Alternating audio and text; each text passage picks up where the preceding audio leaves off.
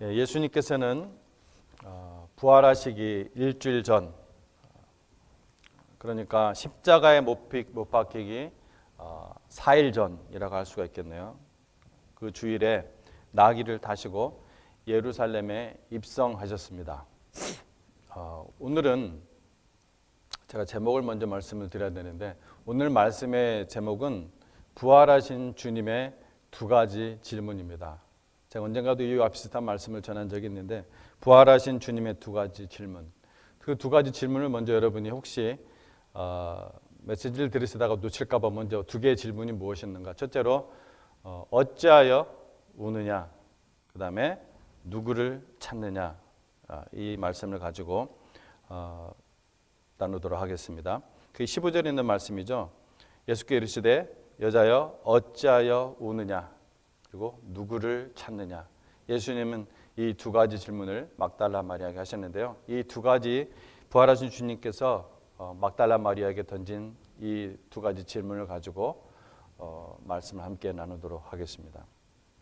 그래서 그 예수님이 이제 그 종려 주일에 부활하시기 딱 일주일 전이죠. 일주일 전에 십자가에 못 박히시기 약 4일 전에 주일에 나귀를 타시고 예루살렘에 입성하셨습니다. 여러분이 이야기 잘 아시죠? 근데 예수님은 종려나무를 꺾어 환호하는 이 군중들의 소리를 뒤로 하고 회개하지 않는 이 예루살렘을 향하여 통곡하며 우셨습니다. 이때 예수님을 잡아 죽이려고 기회를 노리던 이 유대 지도자들은 예수님을 로마 총독 빌라도에게 고소를 합니다. 그 죄명은 반란죄였습니다. 반란죄. 이스라엘 사람들은 정말 예수가 메시아라면은 이제 비로소 군사적 봉기를 일으켜 로마를 쫓아낼 기회가 온 것이다 하는 그러한 인간적 기대에 잔뜩 부풀어 있었습니다. 하지만 예수님은 끝까지 그 빌라도 앞에서 온갖 수모를 다 겪으며 재판을 받고 있었습니다.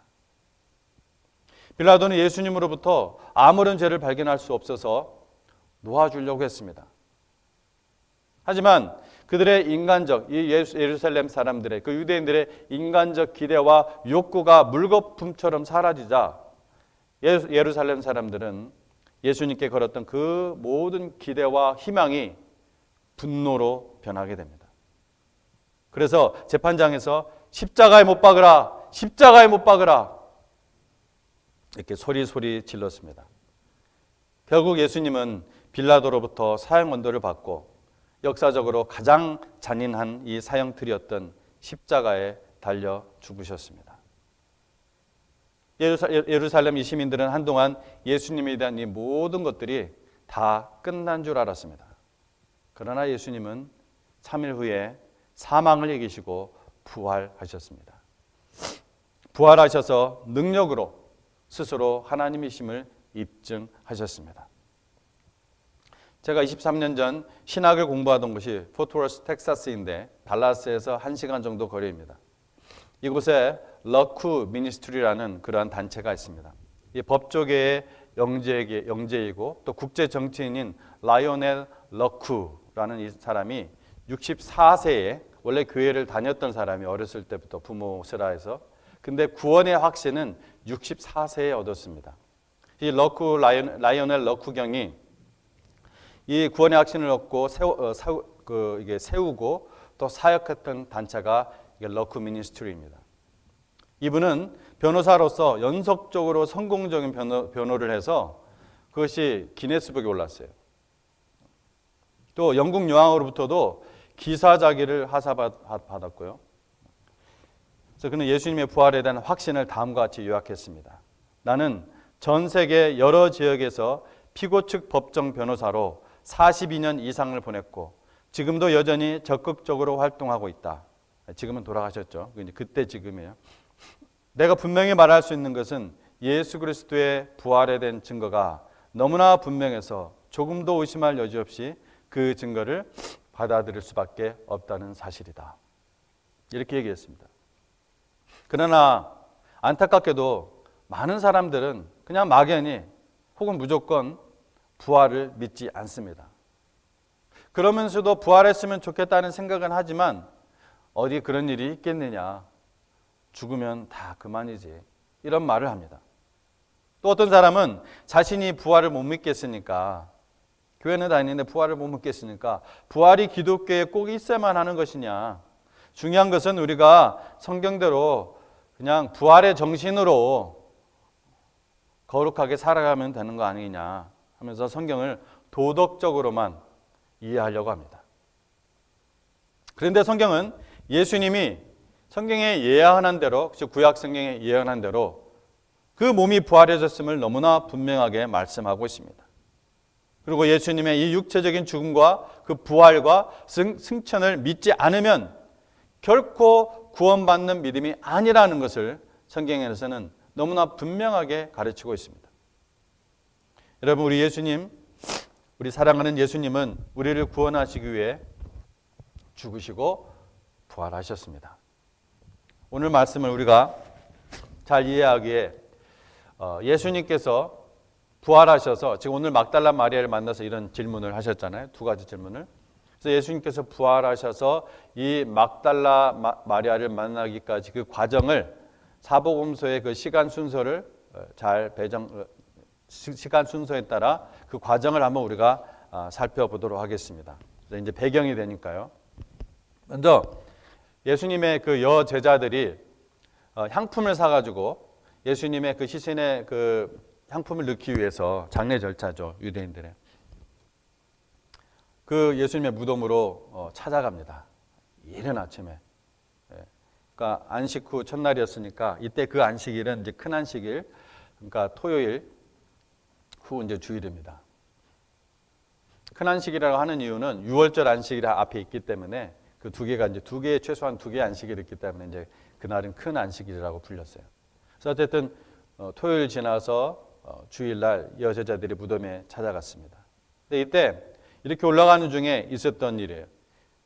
이 경비병들이 예수님의 무덤 앞에서 보초를 쓰고 있었는데, 거기 무덤 앞에서 큰 지진이 일어나고 또 하늘에서 천사들이 내려와서 그 무덤 앞에 있는 굉장히 큰 돌을 굴러냈습니다. 옆으로 밀어내고 그 돌을 굴려내고 그 위에 앉았습니다. 천사들이. 이런 광경 속에 있던 경비들은 어떻게 했어요? 그야말로 뭐 소스라치게 놀랐겠죠. 경비병들이 성경의 표현에 의하면은 죽은 사람과 같이 되었다고 되어 있습니다. 죽은 사람과 같이. 이 일 있고 난 뒤에 경비병들은 걸음아 나 살려라 하면서 그냥 도망가죠. 다 도망쳤습니다. 이렇게 올라오면서 여인들이 누가 우리를 위해서 이 워낙 큰 돌이니까 누가 이 돌문을 치워줄까 이렇게 고민을 하고 있는데 이미 돌문이 치워져 있는 거예요. 이것을 목격했습니다. 예수님의 시신이 없어진 거예요. 이것을 목격한 막달라 마리아는 바로 베드로와 요한에게 달려갑니다. 이 소식을 빨리 전해야 되기 때문에. 시신이 없어졌으니까. 근데 그때 남아있던 함께 올라갔던 다른 여인들은 그 무덤 안으로 들어갑니다. 그 무덤 안에 들어가서 천사들을 만나요. 근데 천사들이 뭐라고 하냐면 예수님이 부활하셨다. 그렇게 얘기합니다. 예수님의 이 부활 소식을 이 여인들은 듣고 너무나 기뻐하고 또 놀라면서 사람들에게 알리기 위해서 이 여인들이 무덤을 나와 내려갑니다. 무덤을 나와 내려간 다음에, 떠난 다음에 베드로와 요한이 막달라 마리아의 소식을 듣고 이 무덤으로 달려옵니다. 그래서 베드로와 요한이 들어가서 보니까 정말 예수님이 시신이 없는 거예요. 그 무덤에 그 큰 돌도 옮겨져 있고. 그 이상하게 여기면서 이 두 제자는 그냥 자기 집으로 돌아갑니다. 그 뒤에 왕복 달리기를 한 거죠. 막달라 마리아 입장에서는. 갔다가 또 다시 막달라 마리아가 그 뒤에 막 쫓아온 거예요. 베드로와 요한은 벌써 이제 가고, 뒤쫓아온 막달라 마리아가 돌아와서 무덤 앞에서 거기서 아까 그 흰 옷 입은 천사들을 만납니다. 그리고 이어서 막달라 마리아가 예수님을 만나게 됩니다. 그것이 오늘 나오는 말씀 내용이에요. 이런 시간적 순서를 우리가 먼저 기억하고 이제 오늘 본문을 좀 더 자세히 살펴보도록 하겠습니다. 막달라 마리아는 무덤에 갔다가, 아까 말한 대로 무덤에 갔다가 무덤을 막은 큰 돌이 옮겨졌음을 발견했어요. 이때 막달라 마리아는 천사는 보지 못했어요. 나중에 이제 여인들이 들어가서 천사를 보게 되죠. 그래서 이 막달라 마리아는 놀라서 베드로와 요한에게 급하게 달려가서 보고를 했습니다. 그것이 20장 2절 말씀이에요. 사람들이 주님을 무덤에서 가져다가 어디에 두었는지 우리가 모르겠어요. 베드로와 요한은 즉시 무덤으로 달려갔습니다. 요한과 베드로가 달려가서 확인을 해보니까 정말로 예수님의 시체는 사라지고 옷만 남아 있었습니다. 잘 개해져서. 그러나 제자들은 구약 성경의 예언과 또 예수님께서도 친히 제자들에게 여러 번 이야기하셨던 인자로 오신 그 메시아가 죽고 다시 살아나야 한다는 그 말씀을 아직 이해하지 못하고 있었어요. 그러니까 이상하게만 여기고 이 베드로와 요한은 빈 믿음을 본 후에도 그 말씀을 기억하거나 혹은 예수님이 직접 내가 죽었다 살아나야 된다. 요한복음만 봐도 3번을 얘기하거든요. 그것을 깨닫지 못하고 이상하게 그냥 여기면서 그냥 집으로 돌아가요. 어떻게 보면 조금 막달라 뒤에 나오는 이제 막달라 마리아가 비교가 되기 때문에 더 좀 이렇게 대조가 되니까 좀 한심해 보이죠, 남자들이. 이 두 제자가 돌아간 뒤에 숨차게 뒤쫓아온 막달라 마리아가 도착했습니다. 마리아는 무덤 옆에 앉아서 주저앉아서 울기 시작했습니다. 그녀 역시 예수님이 부활하셨을 것이라고는 생각도 못하고 있었어요. 단지 누군가가 무덤에 침입해서 예수님께 모욕을 더한 줄 알았습니다. 그렇게 슬퍼하다가 허리를 굽혀서 이제 무덤을 들여다보았습니다. 그런데 그곳에서 그녀는 놀랍게도 흰 옷 입은 두 천사가 예수님의 시체가 누워있던 곳에 머리 쪽과 또 이 발 쪽에 각각 두 천사가 앉아 있는 것을 발견을 합니다. 천사들은 마리아에게 말했습니다. 그것이 20장 13절 말씀이에요. 여자여 어찌하여 우느냐. 여자여 어찌하여 우느냐. 근데 나중에 예수님께서도 이와 똑같은 질문을 하시죠. 20장 15절에서 여자여 어찌하여 우느냐. 자, 바로 그냥 예수님의 첫 번째 질문으로 넘어가도록 하겠습니다. 어찌하여 우느냐? 이 어찌하여 우느냐? 이 거듭된 질문의 요점은 지금 예수님이 부활하셨다는 사실에 비추어서 마리아가 자신의 슬픔을 처리하게 하려는 것이었습니다. 자, 그런데 마리아는 한동안 예수님을 알아보지 못했다는 점이 흥미로워요. 왜냐하면 여러분 우리가 같이 말씀을 낭독했지만 14절에서 예수님께서 서 계신 것을 보았는데도 몰랐다고 기록하고 있고 또 지금 15절 말씀에서 지금 이렇게 어찌하여 우느냐 하시면서 말씀을 하는 것을 듣는데도 예수님인 줄 모르고 있어요. 우리는 부활하신 예수님이 옆에 계신 것을 보았고 말씀하시는 것도 들었는데 어떻게 그럴 수 있지? 이렇게 생각할지 모르겠지만 여러분 우리도 똑같습니다. 그 당시에 우리가 있었으면 그렇게 될 거라는 그런 정도가 아니라 지금 우리도 똑같다는 거예요. 우리 성도님들도 지금 똑같이 오늘날도 이럴 때가 많다는 것입니다. 막달라 마리아는 슬픔 속에서 하나님께서 예수님의 시체가 어디 있는지 알려주시기만 한다면 내가 향품 처리를 잘 마칠 수 있을 텐데 이렇게 자기 생각에만 갇혀 있었던 거예요. 여러분 사람이 자기 생각에 갇혀버리면 부활하신 예수님이 옆에 계셔도 볼 수 없고 그 예수님이 말씀하셔도 들을 수 없게 됩니다. 우리는 이런 경우를 멍해졌다고 하죠. 멍해졌다. 그래서 어떤 고난과 슬픔이 닥치면은 그 고난과 슬픔에 딱 갇혀서 부활하신 예수님이 나와 항상 함께 하시겠다는 그 예수님이 옆에 함께 하시는 것을 몰라요. 보지를 못해요. 그 예수님이 나에게 말씀을 하시는데도 듣지 못해요. 그리고 실망하고 포기합니다. 우리는 하나님이 우리가 생각하는 것처럼 또 우리가 원하는 방식으로 일하시지 않기 때문에 실망하곤 합니다. 아무래도 하나님의 약속은 사실이 아닌 것 같다. 하지만 하나님의 관점에서 보면은 우리는 잘못된 질문을 하고 있고 하나님의 인도하심이 아닌 내 방식으로 무언가를 이루려고 하는 것입니다. 내 생각에 갇혀 있으니 주님이 옆에 계신 것도 보지 못하고 말씀하시는 것도 듣지 못한다는 얘기예요. 우리는 부활하신 주님이 나에게 영생을 주셨고 지금도 내 곁에 계셔서 나를 보살피고 계신다는 것을 여러분 확신해야 됩니다. 그렇게 할 때 주님이 보이고 그렇게 할 때 주님의 말씀이 비로소 내게 들리는 것입니다. 인생이 실패와 고난의 골짜기를 지나가는 것은 참으로 비참하고 슬픈 고통스러운 일입니다. 하지만 사망과 같은 그런 은침한 골짜기에서조차도 부활하신 예수님이 내 곁에서 승호야, 나 안 죽었어. 부활한 내가 내 옆에 있잖니. 내가 너를 위한 완벽한 계획이 있어. 이렇게 말씀하시는 것입니다. 다음 부활하신 주님께서 마리아에게 두 번째 중요한 질문을 하십니다. 20장 15절에 계속 나오죠. 뭐였어요?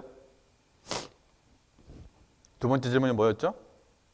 누구를 찾느냐? 누구를 찾느냐?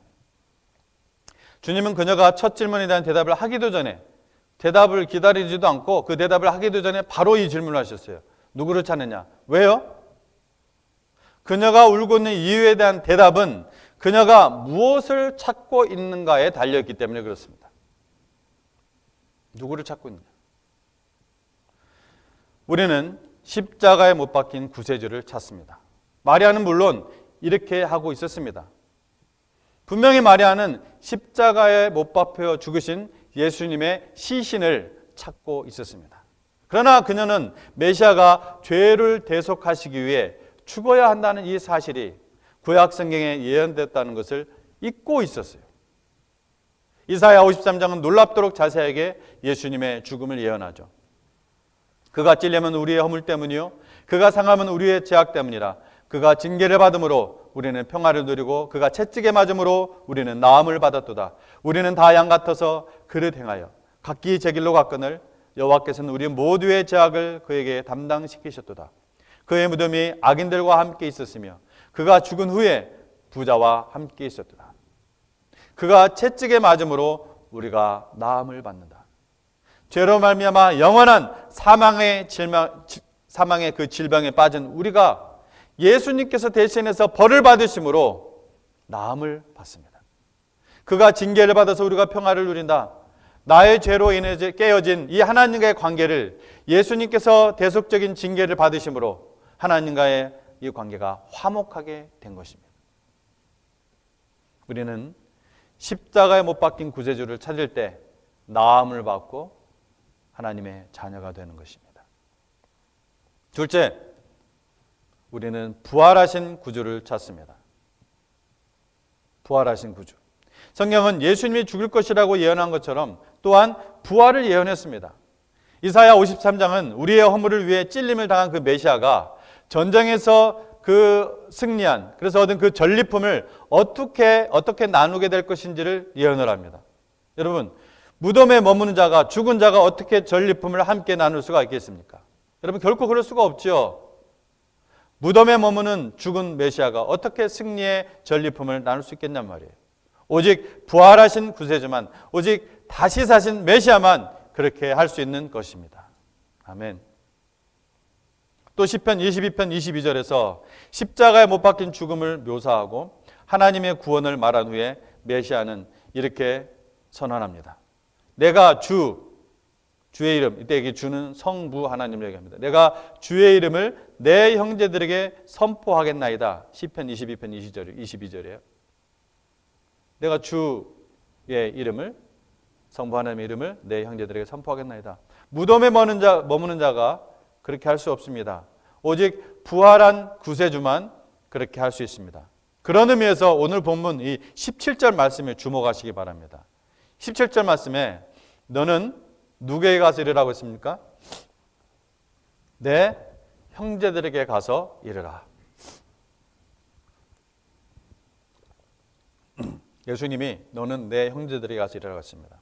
예수님께서 여러분 제자들을 여기에서 처음으로 내 형제들이라고 부르십니다. 내 형제들. 여러분 의미심장하지 않습니까? 왜 그러셨을까요? 분명히 시편 22편을 성취하시기 위해 이 말씀을 하신 것입니다. 자, 그런데 처음에 부활하신 예수님을 알아채지 못했던 이 마리아가 어떻게 알게 되었어요? 예수님인지? 어떻게 알게 됐나? 이 부분이 오늘 메시지에서 가장 중요하게 기억해야 될 부분 중에 하나일 겁니다.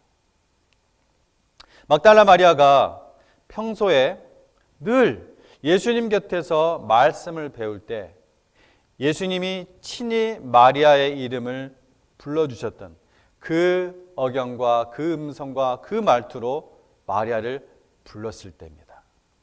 여러분 16절 말씀, 요한복음 20장 16절 말씀 제가 읽도록 하겠습니다.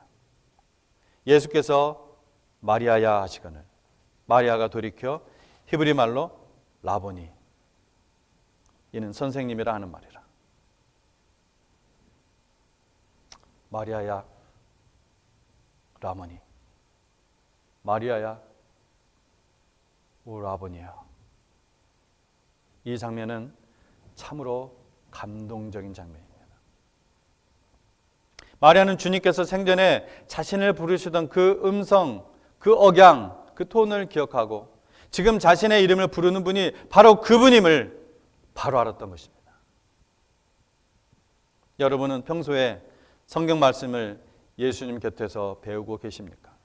하루 두세 끼 밥을 먹듯이 생명의 양식인 성경 말씀을 예수님 앞에서 듣고 배우고 있습니까?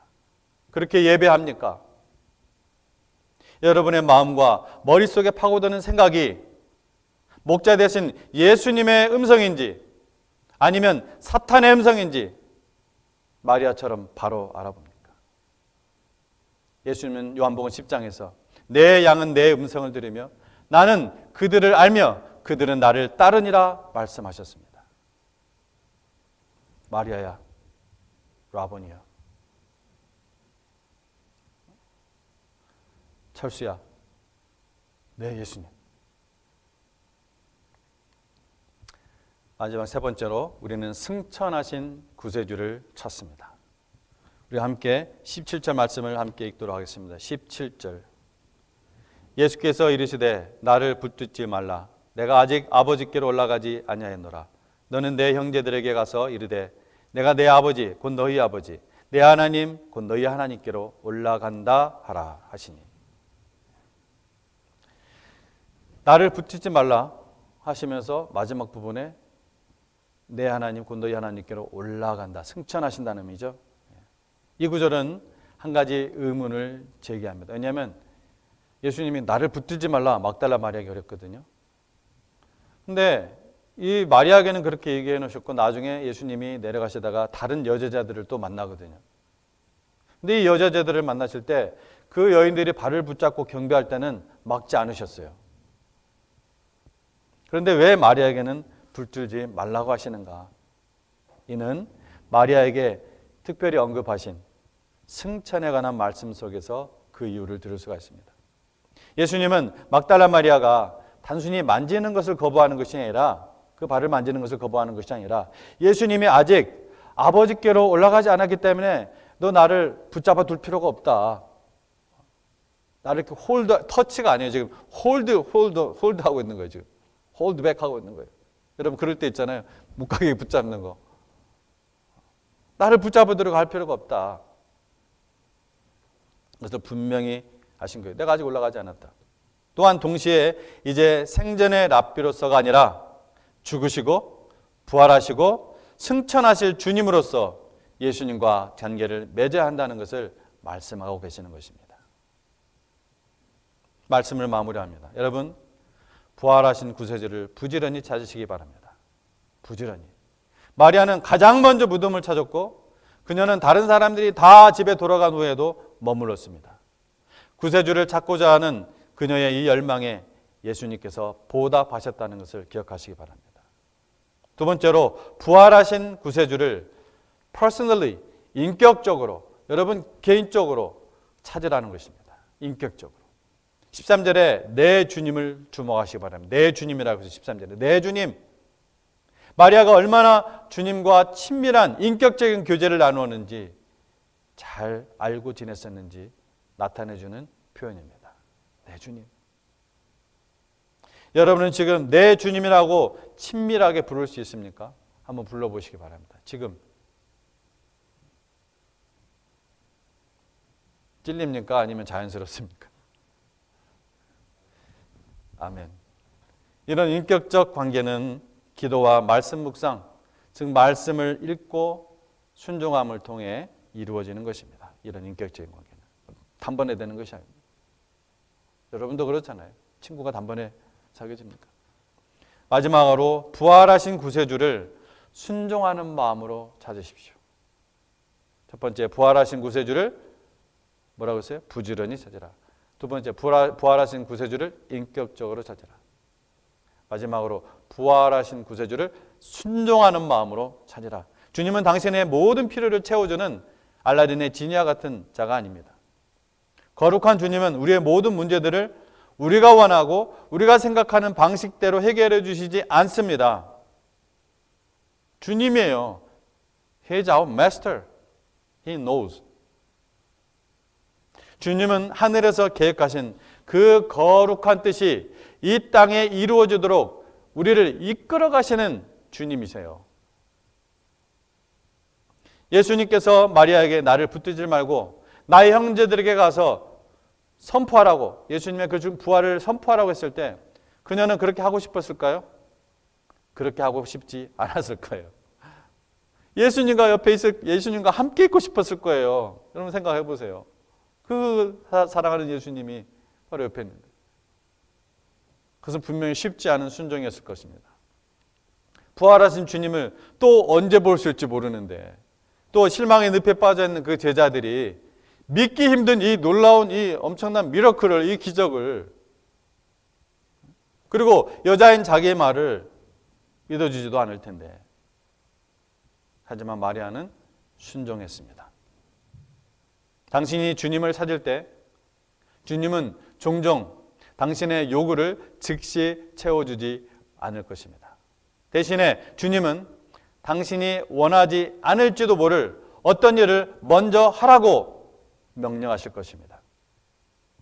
하지만 당신이 그 주님의 말씀에 순종할 때 주님은 당신의 그 절망과 슬픔을 희망으로 바꾸어 주실 것입니다. 부활하신 구세주를 부지런히 인격적으로 순종하는 마음으로 찾는 부활의 신앙이 되시기를 주님의 이름으로 축복합니다. 기도하겠습니다. 하나님 아버지 감사합니다. 주님께서 부활하셔서 막달라 마리아에게 나타나셔서 던지신 이 두 가지 질문을 통해 어찌하여 우느냐, 내가 누구를 찾느냐, 우리에게 던져봅니다. 우리의 삶 속에서도 부활하신 주님이 바로 우리와 늘 함께 계시고 우리에게 말씀하시는데 보지 못하고 듣지 못하는 내 생각과 내 슬픔과 내 고민, 거기에 완전히 가로막혀서 꽉 갇혀서 듣지 못하고 보지 못하는 일이 있음을 주님 앞에 고백합니다. 그래서 회개합니다. 주님, 저희의 어리석음과 믿음 없음을 아십니다. 저희를 용서하여 주시고 우리에게 믿음을 더하여 주시고 무덤에 갇혀 있는 것이 아니라 부활하셔서 우리에게 부활의 생명을 허락하시고 승천하셔서 장차 우리를 다시 데리러 오실 그 재림의 주님을 기억하며 이 땅에서 주님께서 우리에게 참으로 맡기신 일들을 잘 감당할 수 있도록 저에게 믿음을 더하여 주시고, 때로 우리의 인생이 고난과 슬픔과 아픔 혹은 질병 속에서 떨 때 주님께서 그 자리에서도 함께 하시며 주님의 그 거룩하신 뜻을, 하늘에서 정하신 그 거룩하신 뜻을 위해 늘 함께 하시며 이끌어 가신다는 것을 알게 하여 주시옵소서. 감사드리오며 예수님 이름으로 기도합니다. 아멘.